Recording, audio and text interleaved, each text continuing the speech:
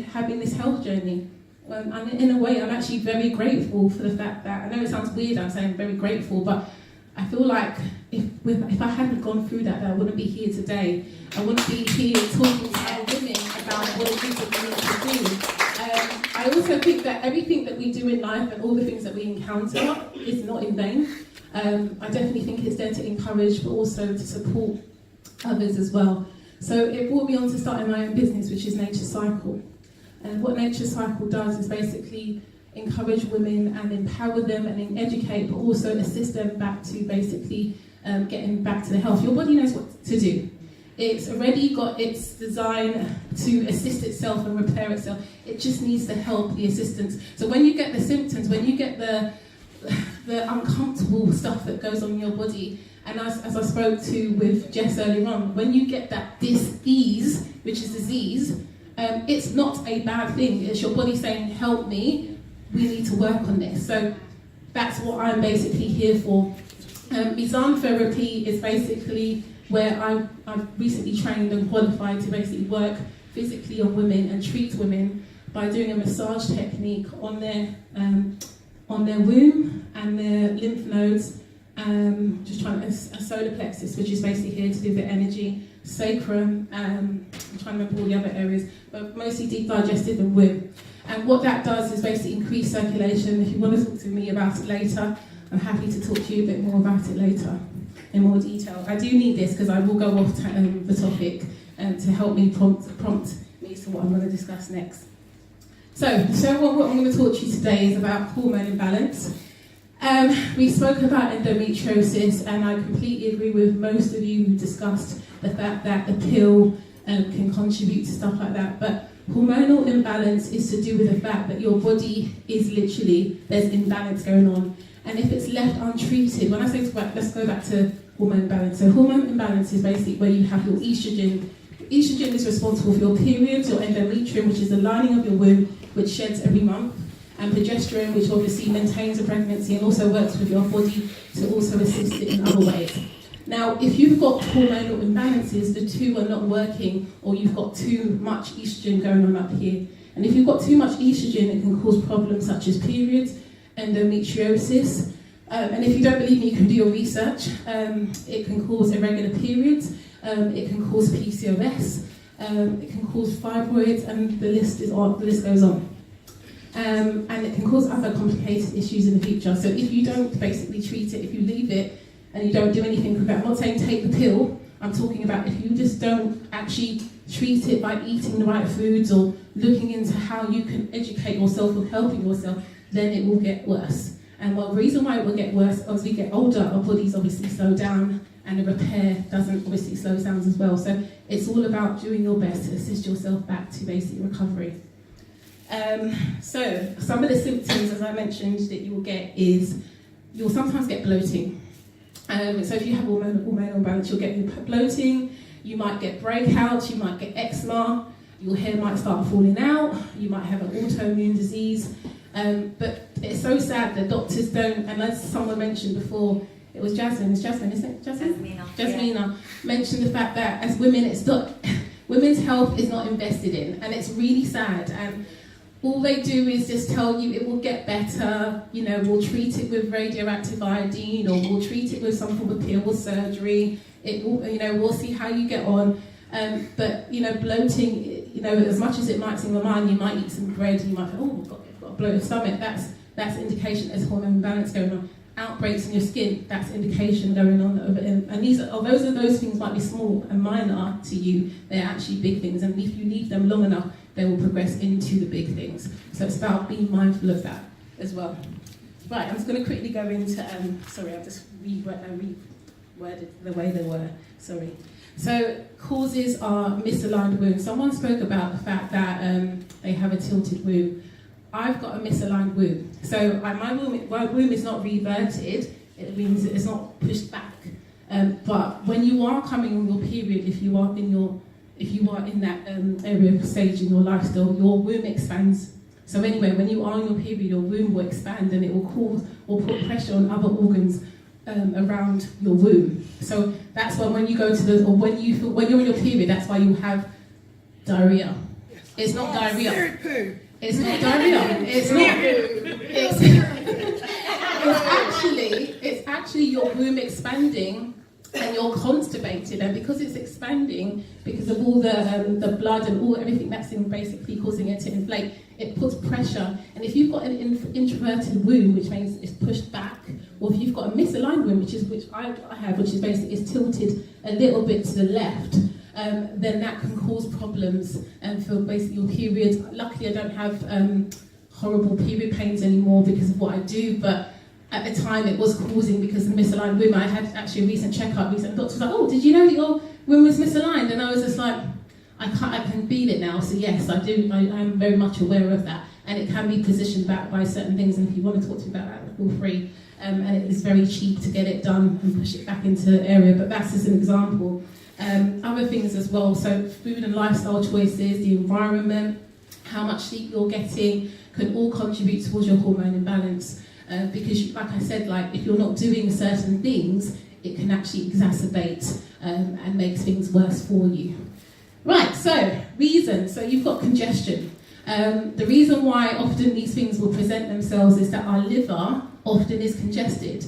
And if you're throwing in lots of sugar, lots of gluten, lots of inflammatory foods like dairy, and as much as like, don't get me wrong, I do like chicken, but I think the more I research into chicken and the fact that I'm taking the animal's hormones and I'm putting the hormones of that animal into my own body, I just think to myself, why, unless I'm growing my own chickens, why am I going to do that? So stuff like that's making me think, why am I doing this? And I always get the conviction when I'm eating something, you know you shouldn't be eating that. You know you're going to have problems with your period because you're eating that sugar right now, or whatever have you. So inflammatory foods can cause problems in our stomach and cause us to it actually inhibits your body from actually absorbing food, and it causes something called leaky gut. I'm not going to go too much into what leaky gut is, but basically what it is that your body can't actually absorb the foods that you're putting in. It goes into basically the breaks, or it causes breaks, and the breaks basically, the food comes out of the breaks, goes into the bloodstream, and then therefore your body absorbs it, and the liver's like, I can't cope, I'm congested, I'm overwhelmed, so it starts presenting itself in other ways. So you need to think about your liver. What can you do to get rid of that congestion? And if you haven't had a period for a long time, and I'm speaking to a lady who hasn't had a period for 5 years and has only recently got married and wants to have a family, that's all to do with congestion, and it's not a good sign. So you can correct it, but just bear that in mind that these are all indications as well. Fatigue as well is a heavy sign that there is basically something going on. Your body can't cope and it's just overwhelmed as well. Right, so foods to avoid, as I mentioned, dairy if you can. There are nice ice creams out there now. There are better ice creams out there now, and if you can, reduce how much wheat, or if not, if you can grow your own meat, grow your own meat. I know organic is expensive, or reduce it. That's what I'm going to say. The reason why I'm saying this is that if you think about your body is so precious, and you only have one body. It's the very place you're going to live. It tells you what it needs on the day. And like me and Jessica spoke about it, your womb is so sacred, and everything about you is so special. So try to put the right things in it by avoiding dairy, avoiding sugar, avoiding the over excess of meat, the gluten. Gluten has no purpose for us. But yet they put it in the foods because it's cheap, it's affordable, it makes it taste nice. That's what they think anyway. It's a binding agent, and our bodies can't cope with that. So it will present and tell you, I can't cope, can you please stop putting this in my body? So things that I'm just going to quickly suggest for you to do. I would say if you can, speak to me about Mizan treatment. After it's, you can go online, look up what it is. It's fantastic. I treat my sister who has fibroids and only just recently got diagnosed with fibroids. That's not common in my family, and I also think that the period pads that we're using now, someone spoke about blue dye. Why is the blue dye in your period pad as well? That's not a good thing, and they're recycling the period pad that you're using, which is bleached. You're putting it back on into your intimate area, your body's absorbing it. No wonder you've got period pains. No wonder you're getting blood clots. Do you know what I mean? So start thinking about that. And going back to my sister, as I do the treatment on her, her period pains are no longer there anymore. Her periods are now back to being regular because I've been massaging her as well and doing the treatments on her because I want her to get better. I've got another friend who's also trying for a baby and has been trying for a baby for 8 years. I want her to get pregnant more than anything, and talking about it makes me so emotional. But I will do everything I can to support her, and that's why I'm doing this, because and talking about it is just getting me emotional, sorry. I don't want women to suffer anymore. I just don't think there is any point. And also, sorry, I'm probably getting emotional because I'm starting my period tomorrow. You're obviously more sensitive when you are where you are in your cycle. But yeah, it really upsets me, so that's another thing I'm doing to help women. So I'm just going to read out a few more suggestions that you can do as well to help you. So I don't know if anyone's heard of xenoestrogens, but xenoestrogens are basically estrogens that you have in your body, but they mimic, so they're fake synthetic hormones which you can get in your plastic. So if you love eating stuff in plastic, try to avoid it. Water, it's better than drinking. It's better to drink water than no water at all, so I'm not going to focus on that too much, but start thinking about, what are you spraying underneath your armpits in terms of deodorant, that's xenoestrogens, what you're spraying in your house. All of those things, it's overwhelming the body can't cope, so start thinking about that. Also, another thing that you can do to reduce, I said that already, non-alcoholic tinctures. So a couple of the herbs I'm going to recommend is turmeric. It increases your blood flow. It's amazing, right? It's fantastic. Increases your so if you are preparing for pregnancy, it's a great herb to have because it increases the blood circulation to the ovaries as well as the actual womb as well.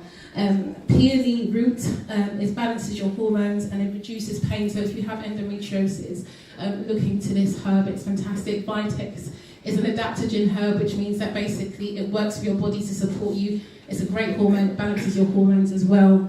And other things that you can do, I know it sounds silly, but gentle exercises. I'm not talking about doing hips and jumping from the floor and doing all of that craziness. I'm doing burpees. I'm not talking about that because actually that can also cause the womb to actually be tilted or misalign your womb anyway. So you don't want to put too much because the ligaments around your womb, when you are doing high impact exercise and as you get older, your body can't cope with basically holding your womb in place. So start thinking about that as well. I wanted to make sure that I basically gave you enough to make sure that you had enough. Red raspberry tea is fantastic as well because it helps with uterus and normalises blood flow and will basically stop you from clotting as well. But thank you so much for listening. I hope that you will come and see me at the end and talk to me or email me. I'm happy to give you my email address. I am on Insta. My name's it's Nature Cycle on Instagram, and I'm also on Facebook as well. And if you do want to email me, it's naturecycleuk @gmail.com. And I'm going to be doing introductory offers to the Meson treatment as well, and I'll be happy to put that out there. But if you want to come and talk to me or email me, please feel free to do that. Thank you very much. Any questions? I'm happy to take any. All right, make some noise for Tashana. Thank you so much. Sorry, because I'm actually hating this. So I was like, I need to more about my name. So yeah, Tashana.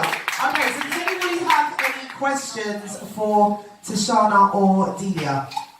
Okay, I'm going to come over to you. Hi.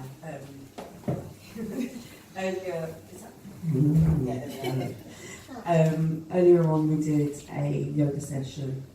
It was focused around the cycles, and I know we've kind of offline been talking about it. I think it's a really useful thing to explain to women, just as a touch point, as a start point to start thinking about their cycles in terms of seasons, and also to start plotting and recording, journaling what's happening in all parts of their cycles so they become more connected to themselves. Can you explain that? That's fine. Right, so as quite rightly Jess mentioned, you have 4 phases in your cycle, and they are a reflection of the beautiful seasons that we experience every year. And just like the way you will feel in winter is the way you're going to feel in your period phase. And that's why I feel quite emotional, and I'm introverted, or sometimes I don't want to go out or talk to anybody, and that's reflected also in your period. So I'm just going to go through the phases. So your menses, which is your period, is the winter phase. Then after that, you've got the follicle phase, which is basically the body building up to basically create and release another egg, and that's known as your spring.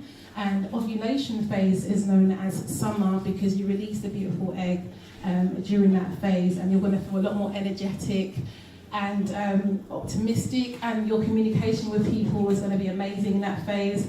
And then after that, you've got your luteal phase, which is basically your autumn, and then you basically start to become a little bit more quieter again. So what I'm going to say to you is quite a lot more detailed than this, but to give you an understanding, start plotting where you are in your cycle. So if you put it in your apps, you know, at least you know if you're in your period, you know, right, I'm in my winter phase. It's okay to say to friends, or it's okay to plan ahead and not go out and think, because you're going to be on your period. You might not want to be around people in that phase. And start thinking, right, I am going to be in my ovulation phase, which is summer. I'm quite happy to go out 3 times a week that week.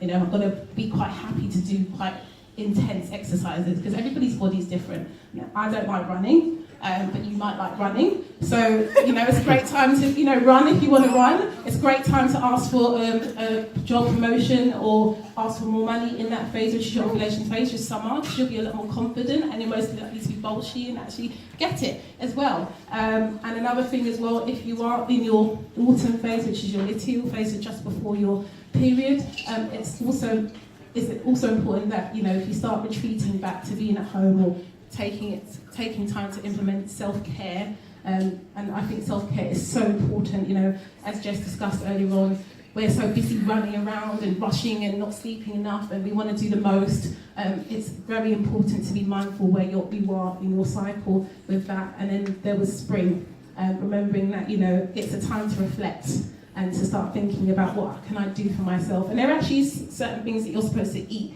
in those parts of your phases. And if you want to talk to me about that, because it's such an in-detail thing, and it's so amazing. And there's a book called Woman Code by Alyssa Vitti, and also there's Woman Power? Wild Power. That's a fantastic book if you want to know about the phases and how your body works, and, you know, and how to be much more in tune. But start journaling where you are and how you're feeling, and then you'll get to understand your body better and how you can basically support it, and what exercises to do, what foods to eat. Because actually, with even ovulation, that's the only time you can have chocolate. Not talking about dairy, I'm talking about chocolate without dairy. But that's the best time to have it, because actually you give your body the right nutrients in that phase. And in the menses phase, you want the best time to have soups and to just relax, and perhaps have a castor oil pack, or have an Epsom salt bath and stuff like that. So there's lots of stuff to talk about with that. If you do want to talk to me about it, please do come and see me later. Okay, thank you. Anybody else have any questions?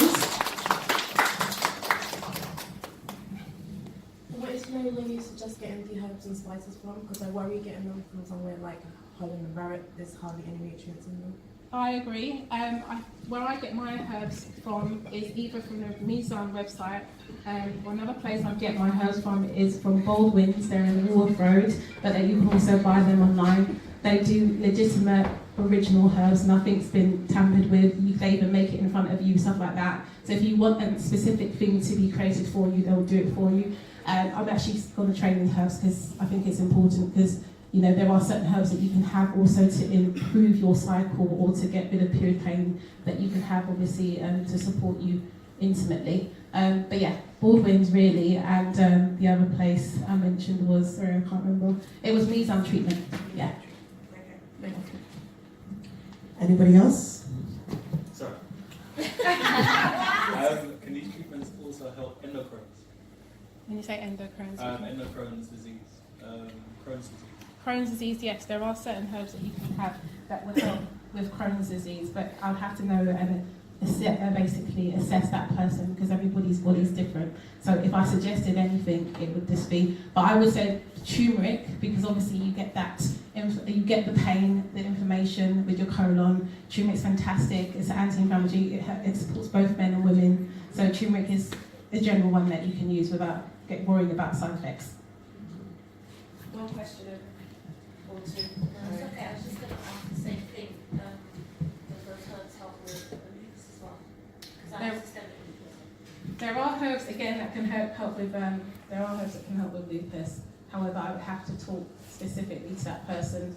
Look at Myself. It would be so I'd have to look at your actual symptoms, because if I gave you or recommended, and that's why I've got to be careful, because I can say anything and I don't want you to get any side effects, and then I get basically. I bad already take breath. turmeric every day anyway. What are you currently taking for it? Turmeric and I'm taking burdock. Okay.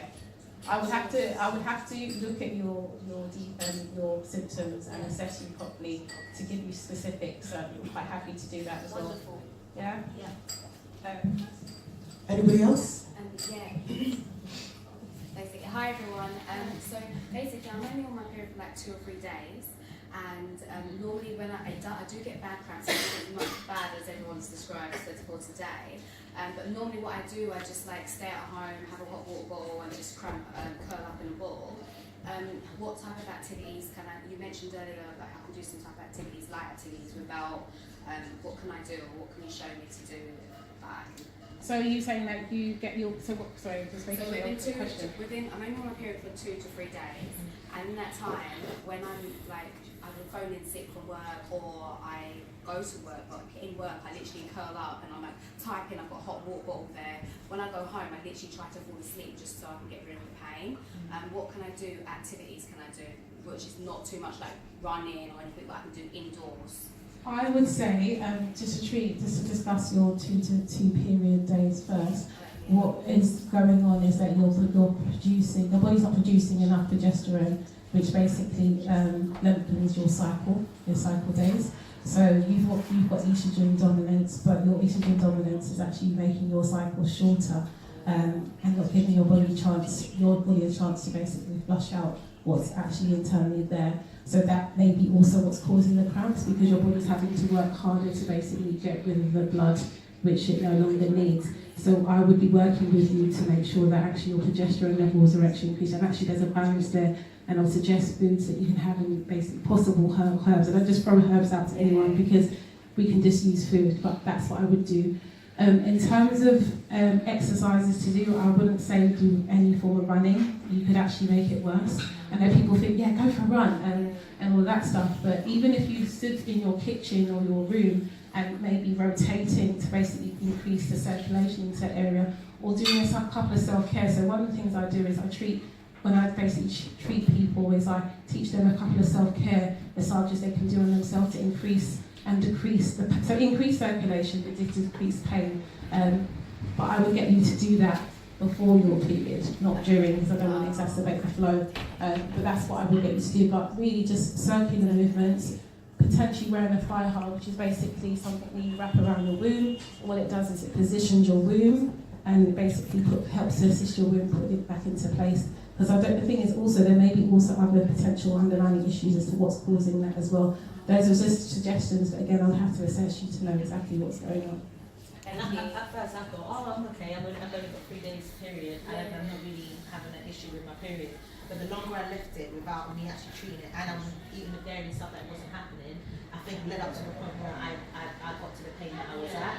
Because when I was doing the 2 periods, I was like, I'm fine, I can go through 1 pack of pads and I'm good. I don't know about you lot, but I'm alright. But 10 years down the line, I've seen the effects of that because I ignored that symptom and how it's now affecting me now. So I'd say, if you're worried about it, go to your gynecologist for now, speak to her and see what things you can do, because it is telling you something's happening in your body that you're not aware of.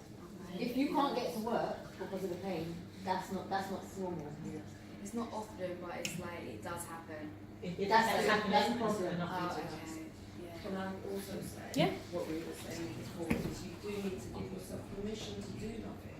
Yeah. Yeah. It's actually okay. We're encouraged encouraged to keep going and be active all the time, and actually in that time, you're supposed to be still, you're supposed to give yourself time and space to just allow the process to happen. And I'm not saying, obviously, you work, you want to go to work, but you also do need to let that process just naturally happen. So, like you said, definitely you don't want to be doing anything too active in terms of exercise. And there's lots of restorative things that you can do with your body that just help the natural process happen. So that's what I would say. Thank you. I just wanted to say something, sorry. Seeing as we have a specialist here. So I was going to talk about my story, but anyway, like in the questions that I asked. But anyway, last year I found that I had a fibroid. Like I was experiencing, like with my periods, like the first 2 days were like I couldn't do anything. I was, curled up in the ball. Like it's what some people have said. The clotting was really bad. I went to my doctors. I said, like, I just don't feel right. My bloating must be really, really bad. So she referred me to get a scan, and they found that I had a cyst on my ovary. But they said to me, oh, it's nothing to really worry about because it's just bruising. So I didn't know anything or whatever. And then they said that I had a fibroid. So they referred me to the hospital. I didn't know about fibroids until they told me that I had a fibroid. Like I knew about thyroids, but I didn't know about fibroids. And then when I went to the hospital, they gave me 3 options, which was to either I could take a pill, which basically to me was just like suppressing the pain. I could have keyhole surgery, or I could have open surgery, which they go in like a cesarean. So at that time, because I never knew about it, I was like, yeah, I just want it out, just open, whatever. But luckily they referred me to another hospital, which was where I would have had this procedure done. So when I saw the doctor, he said, oh, it's like 6.8 centimeters. I think we're going to go for keyhole. So I had that. With the keyhole surgery, you go for like a pre-assessment and a final scan before you have the surgery. And they told me everything about the operation, but failed to tell me that I would need an epidural for it. So I found out on the day of my surgery, like literally I went in, and I'm not even gonna lie, it was the worst experience that and I've had a lot of operations and stuff, but it was just the worst experience because it was like nobody could, because I wasn't on a ward in the beginning, no one could come with me. So I literally got the Uber on my own to the hospital, went up there, I changed, I was just in this room waiting, then the woman came in and she was like, okay, so what's gonna happen is we're gonna go in the room and then you're gonna have an epidural. And I'm like, I was like, huh? Like, literally like, I thought you had an epidural when you have a baby, like, because that's how I see it. And then she started laughing, she was like, no. So basically she said to me why I needed the epidural, because I did go to sleep for them to do the surgery, but she said why I needed the epidural was for the pain that I would experience when I wake up. So, I mean, that was just the traumatic, and just being in that room, crying, having no one around me, them trying to put it in, my spinal web, then kind of going to sleep and then waking up and, not knowing where I was, whatever the case. So, but as I said, I had to have a final scan before the surgery, and it actually grew to 9 centimeters. And from the first time that I had my first scan to the last one, that was literally 3 months. So it went from 6.8 to 9 centimeters. But a couple of weeks ago, or maybe about a month ago, I went to my doctors, and I'm still experiencing, and I literally had a scan 2 weeks ago, and I found out I've got another one, which is like 2.3. So I don't know what's going to happen now, because I've got to go to my doctors to now find out. But I just wanted to know, like, I've heard a lot of people talking about cysts on the ovary. What is that, and do they treat it? What happens? Because like for me, from the first time I had the scan and they told me that I had it, it's like their main concern was the fibroid. So it's still there. So like what? I don't like. Do you understand what I mean? So like, I understand what you mean. The thing is that there's different types of cysts. Oh, so yeah, but see, this is it. They haven't told me. It's this, or it's just you've got a cyst on your ovary. Yeah, I would have to know. So because you might have a polycystic cyst, you may have a cyst which is known as a corpus luteum cyst, which basically when the egg comes out of the ovary, it often leaves behind like a shell. So it's called a corpus luteum, and it will sometimes stay there for maybe about 2 to 3 months, and they say it'll go on its own. If it doesn't go on its own, then they may remove it. And then you may just have cysts that perhaps may just be there for God knows what. So that's the thing. I need to know what type of cyst They just messaged me and said come back in 6 to 8 weeks to Yeah, have another scan. I wouldn't be able to tell you specifically. Okay, so because there's different. there's different Yeah. types. Yeah. Okay, so There that's are. what I'm saying. It's like no, they haven't specifically said to me this is this. Do you see The what I mean? moment you find out, please do email me. Yeah. And then I'll be able to give you specific Mhm. information. And I do offer a free consultation as well. So yeah, the moment you find out, because I don't want to start saying. Yeah, no, "Yes, I know. you do this, For me, it was just because I've heard like a couple of people say that they've had cysts. It was just an There's so many understanding. They expect you to know what This it is what I'm is. saying. Yeah, like do you know what I mean? Because like from when I first had it done, it was just like, oh, it's just bruising. Do you know what I mean? So it was just kind of like, okay, that's it. And as I said, it was, you know, the main focus was the fibroid. But it's like this time round, I've had a text message to say, oh, Amanda, please, could you come back in 6 to 8 weeks so that we could, do you know what I mean? So, I don't know. No, I Find out understand. what's Yeah, find out what it is. But I would say, just start thinking about your body as a whole.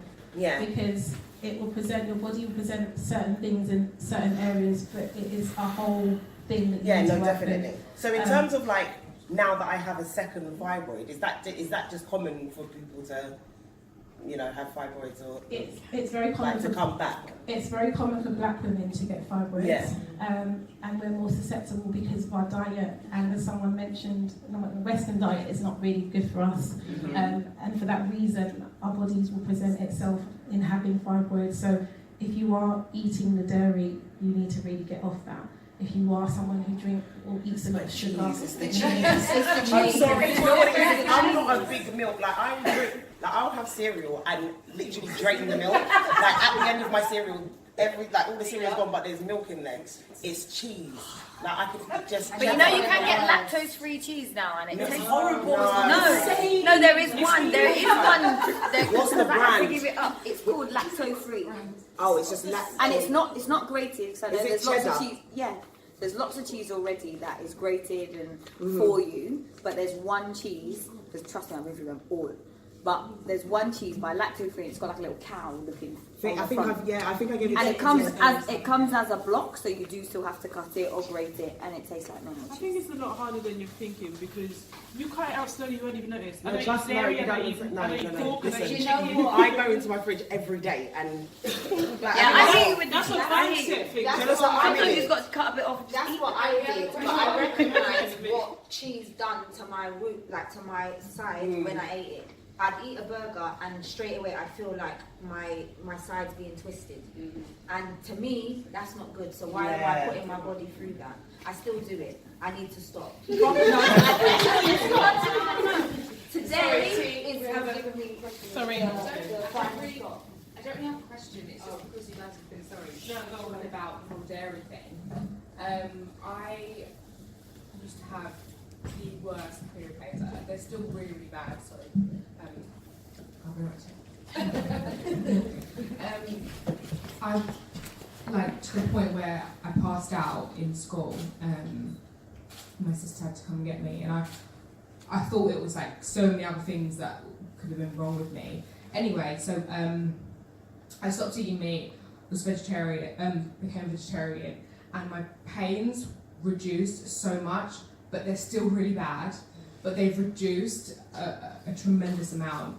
And I really do think like my diet really does reflect my lifestyle. I sometimes feel really weak, and everyone always says, "Oh, you're vegetarian, you're anemic, you need to have pills." And my parents raised us to like, don't touch pills, don't do any kind of drugs, nothing. So even paracetamol, I can't do it. I won't. Yeah. So so I have literally bags of spinach and kiwi and natural things that I can. I know kiwi can say it's man-made, but spinach is something that I have a lot, and I really do feel like the Popeye effect has really helped me because I really do get a crazy amount of energy from it. So in regards to being vegetarian, I feel like I'm stronger, and I know I became vegetarian when I was younger, but even my body, I feel I kind of not gained weight. I still weigh the same, but I became more like a woman. I felt so honestly, diet, it's just made me stronger. How do you guys do that though? Because like It's hard. It's Macaroni hard. cheese is Listen. a big deal in my life. Listen. I love macaroni cheese. I live with macaroni cheese. So what do you do? Right. So So, don't touch it. Gluten-free pasta and lactose-free cheese. Yeah, Oh, I'm that sounds like vegetarian. punishment. I'm vegetarian, so I do have dairy products. But as I've started to move away from them, my body, when I do have dairy, I get so many. Like I'll get a spot on my face. I already get spots. I've got one on my forehead. I get spots, and I feel constipated sometimes. It's a really uncomfortable thing. But when I have soy products and stuff like that, or my vegan cheese, I just feel better. It's not as bad, and they also don't put as much rubbish in them as well. But yeah, macaroni cheese is a big deal for me because my sister, we went to a Caribbean restaurant, there was no macaroni cheese, I almost lost my mind, I couldn't think straight. But really, there's also a restaurant in Camden, I can't remember the name of it, but they do vegetarian stuff. It's a vegan vegetarian restaurant, and they do give you vegan cheese, and it tastes so good. I go there, I get a burrito, it's amazing. I can't remember what it is, but